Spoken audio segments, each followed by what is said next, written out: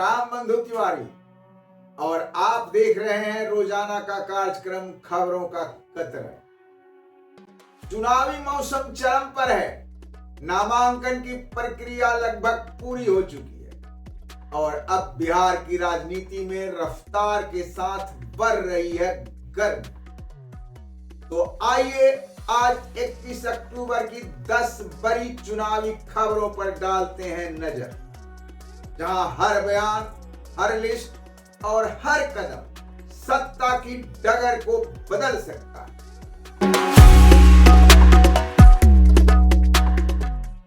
All India Majlise Ittehadul Muslimeen AIMIM ने 25 सीटों पर उम्मीदवारों के नाम घोषित किए हैं, जिनमें 2 गैर मुस्लिम प्रत्याशी भी शामिल है। सीमांचल में असदुद्दीन ओवैसी का यह कदम इस बात का संकेत देता है कि वे अब सिर्फ समुदाय की नहीं बल्कि हक की राजनीति को विस्तार देना चाहते हैं। राजनीतिक विश्लेषकों का मानना है कि सीमांचल में अब हर वोट पर त्रिकोणीय मुकाबला होगा, राजद, ओवैसी और जनसुराज के बीच। वहीं नीतीश कुमार से मुसलमानों का मोह लगभग भंग हो चुका है। अरवल में केंद्रीय मंत्री गिरिराज सिंह ने मुसलमानों को नमक हराम कहकर बयान दिया और बिहार का राजनीतिक तापमान अचानक बढ़ गया। विपक्षी दलों ने इसे घृणा की राजनीति बताया, जबकि गिरिराज का कहना है कि उनका बयान संदर्भ से काटा गया। अब चुनाव आयोग ने रिपोर्ट मांगी। सवाल यह है, गिरिराज सिंह का यह बयान प्रधानमंत्री के कैंपेन शुरू करने से पहले बहुसंख्यक गोलबंद का हिस्सा है। क्या यह बयान भाजपा को फायदा दे पाएगा या नुकसान करेगा?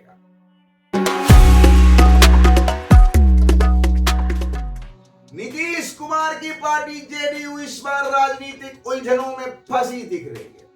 कई सीटों पर आखिरी वक्त में उम्मीदवार बदले गए, जिससे असंतोष बढ़ा। दूसरी तरफ चिराग पासवान अपने माई फार्मूला के साथ आत्मविश्वास से मैदान में है। इनका माई फार्मूला राजद से कुछ अलग है। ये महिला और युद्ध को लेकर चल रहे हैं। कहते हैं हम एनडीए के भीतर हैं, लेकिन अपनी पहचान के साथ। राजनीतिक गलियारों में चर्चा है कि चिराग इस बार किंग मेकर की भूमिका में रहना चाहते हैं। तो क्या चिराग का यह सपना पूरा हो पाएगा?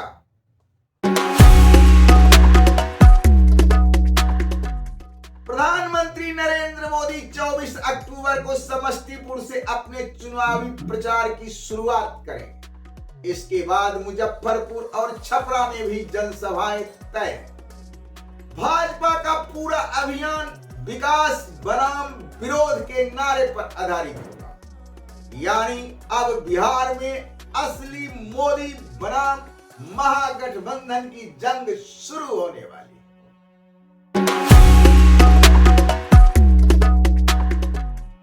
झारखंड मुक्ति मोर्चा ने बिहार महागठबंधन से खुद को अलग कर लिया है।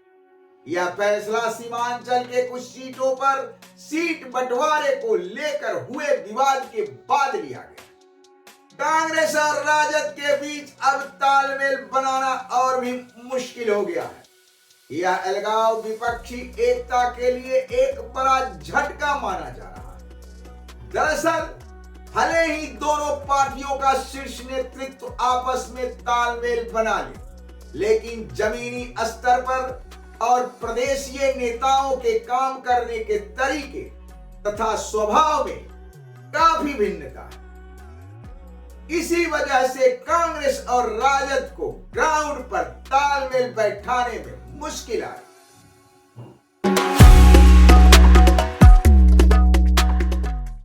कांग्रेस ने अपनी दूसरी सूची जारी कर दी। कुल 60 उम्मीदवार मैदान में हैं, लेकिन इस बार भी टिकट वितरण को लेकर असंतोष बरकरार है। कई दिग्गज नेताओं को दरकिनार किए जाने से पार्टी के अंदर घमासान मचा है।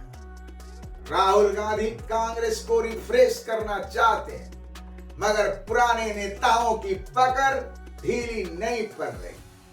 बदलाव की बात तो है, पर संगठन में नई सोच और युवाओं को जगह देने की राह अब भी कठिन है।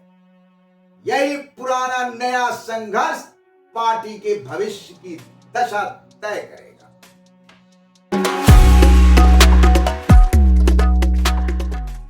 भागलपुर, गया और दरभंगा में कांग्रेस और आरजेडी दोनों के असंतुष्ट कार्यकर्ता सड़कों पर उतर आए हैं।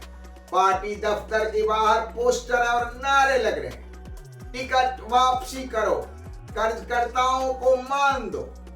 विश्लेषकों का कहना है कि अगर यह विरोध नहीं थमा तो यह चुनावी समीकरणों को भीतर से हिला सकता है। राजद का एक नेता जो पिछले चुनाव में अपने प्रतिद्वंदी से बेहद कम वोटों से हार गया था, मानता है कि इस असंतोष ने क्षेत्र में राजद की चुनावी रणनीति की धार को कमजोर कर दिया है। दोस्तों, आजकल राजनीति में विचारों की अहमियत घट गई है और व्यक्तिगत समीकरण, जातीय संतुलन और टिकट की राजनीति ने विचारधारा को पीछे धकेल दिया।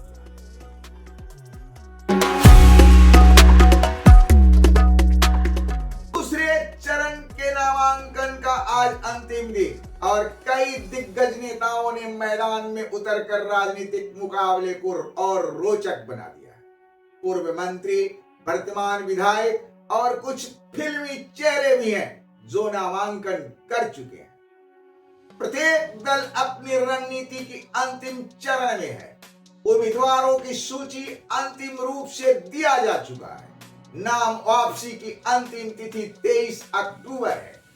उसके बाद बिहार की चुनावी परिदृश्य पूरी तरह स्पष्ट हो जाएगा और सियासी संघर्ष निर्णायक मोड़ पर।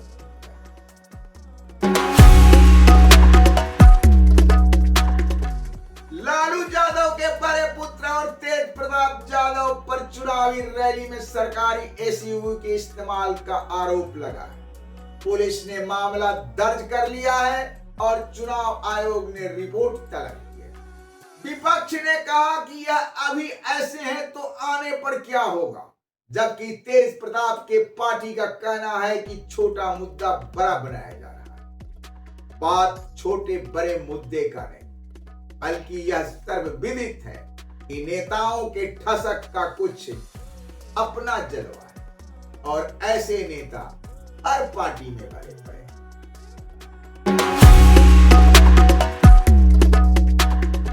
मुख्यमंत्री नीतीश कुमार इस बार अपनी 10वीं बार सत्ता में वापसी के मिशन पर है, लेकिन इस बार का चुनाव उनके लिए सिर्फ एक राजनीतिक संघर्ष नहीं बल्कि राजनीतिक विरासत बचाने की जंग है। अगर वो जीतते हैं, सरकार बनाने के पोजीशन में एनडीए आती है, तो नीतीश का जलवा कायम रहेगा, चाहे बीजेपी से थोड़ा कम ही सीट क्यों ना आए। लेकिन अगर एनडीए बहुमत में नहीं आया तो यह नीतीश युग का अंत कहा जाए, फिर वे राजनीति के नेपथ्य में चले जाए। तो दोस्तों, बिहार की सियासत में अब सिर्फ वोट का नहीं, भरोसे का मौसम शुरू हो गया है। हर दल अपनी चाल चल चुका है। अब गेंद जनता के पाले में। अगले कुछ दिनों में तय होगा कि कौन से वादे वाकई जनता को रास आएंगे और कौन सी रणनीतियां रोशनी में चमकते चमकते बुझ जाएगी। मैं राम बंधु तिवारी खबरों के कतरन से आज के लिए यहीं पर विदा लेता हूं। वीडियो अच्छा लगा हो तो लाइक शेयर जरूर करें। हाँ, चैनल को सब्सक्राइब करना ना भूलें। फिर मिलते हैं नए एपिसोड में। चुनावी मैदान की नई कहानी के साथ रहती है। धन्यवाद, प्रणाम।